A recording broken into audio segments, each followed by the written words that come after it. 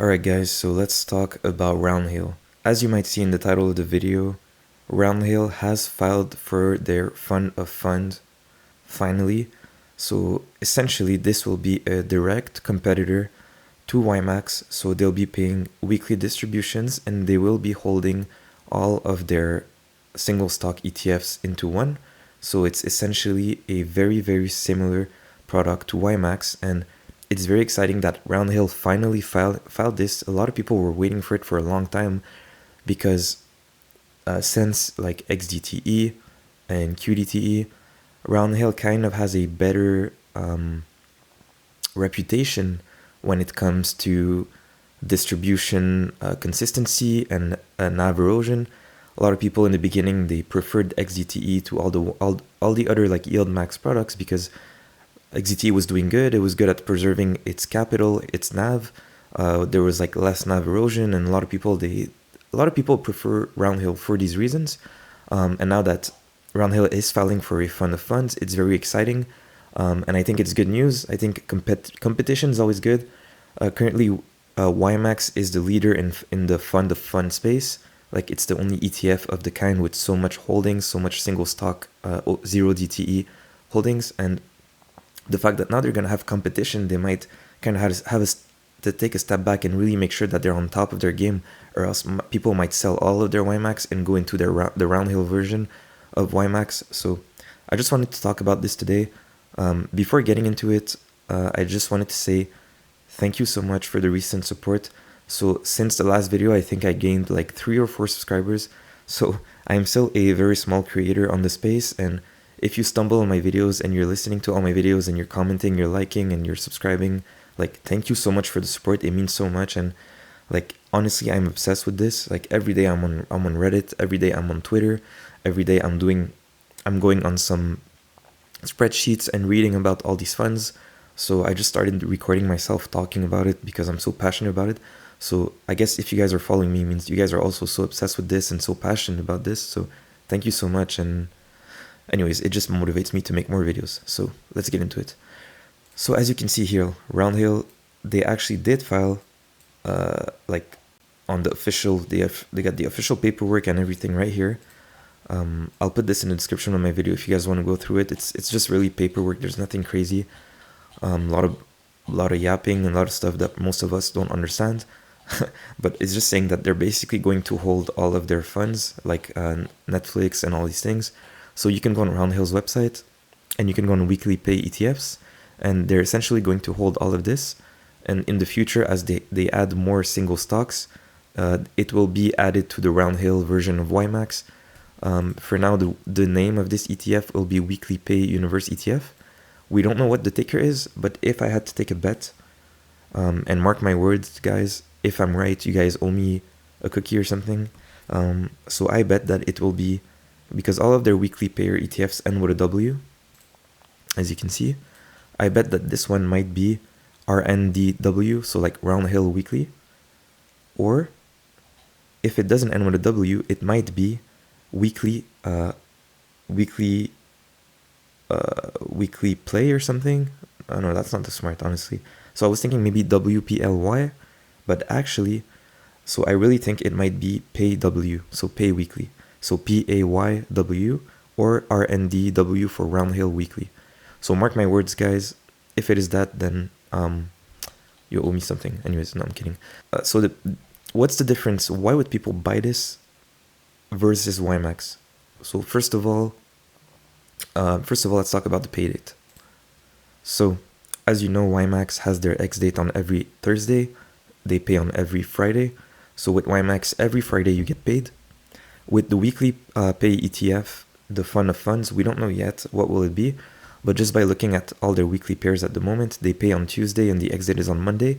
So it would make sense for the weekly paying ETF to just take all of these together and pay on Tuesday as well. So I was thinking it's either going to pay on Tuesday, or they're going to make the X date for the weekly paying one on Friday and they're going to pay on Monday.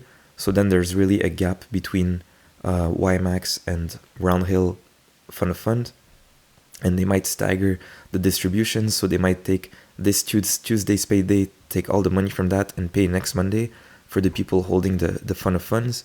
So it might be like delayed from like a few days to allow people to get paid on Monday. I think that would be cool. So people holding YMAX can also, as a complementary position, hold, let's call it RMAX or PAW, so they can get paid on Monday and on Fridays. But getting paid on Tuesday is basically the same as getting paid on Monday. Like, we can wait a day. People are not that crazy and not impatient. And they already have a Monday paying product, which is Maggie. I would be hoping that this would pay on Fridays, but from the looks of it, it might be paying on Tuesday. So that's a major difference with YMAX.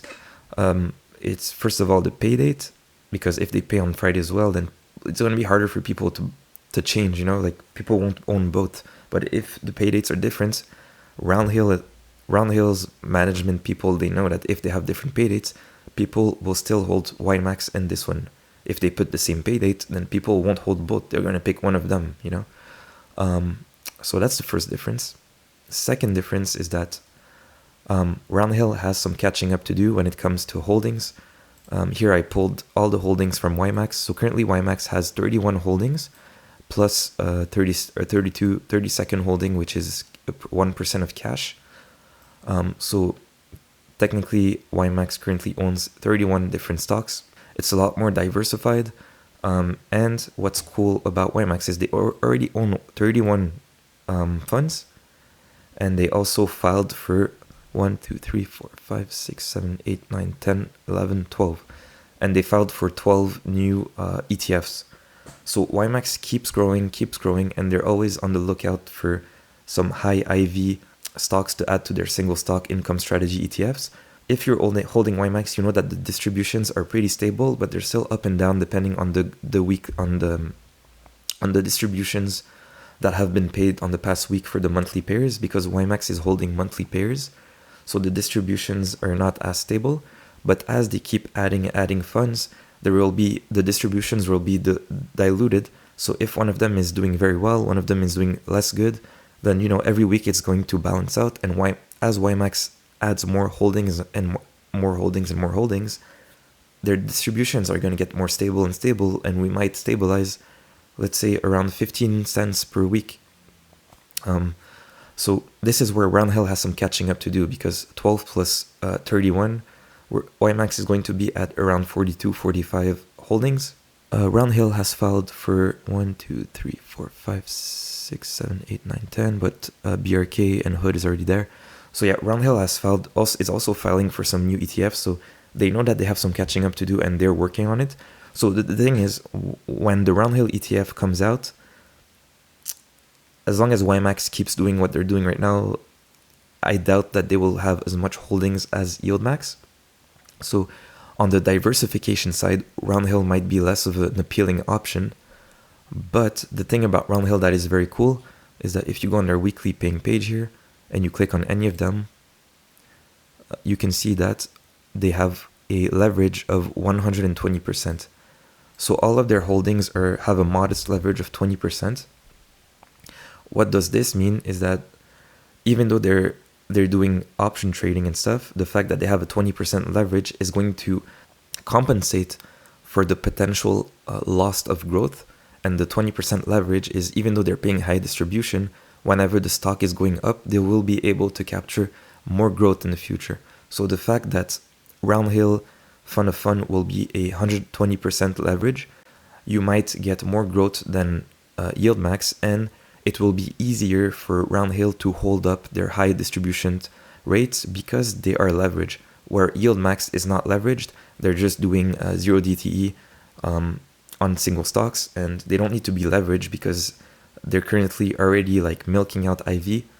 They're milking out IV, and they're able to pay high distributions. And also another thing to note is that Roundhill actually holds the underlying, so you might capture some growth when the underlying decides to grow.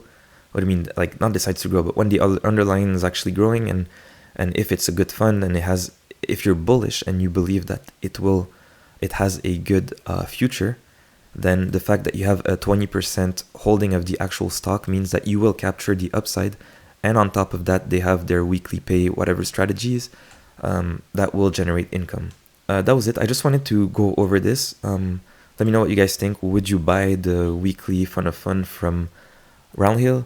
So the biggest difference is that they will be 20% leveraged, so 120% in total. They actually hold the stock and they generate income on it. So you might capture more growth holding Roundhill's fund of funds.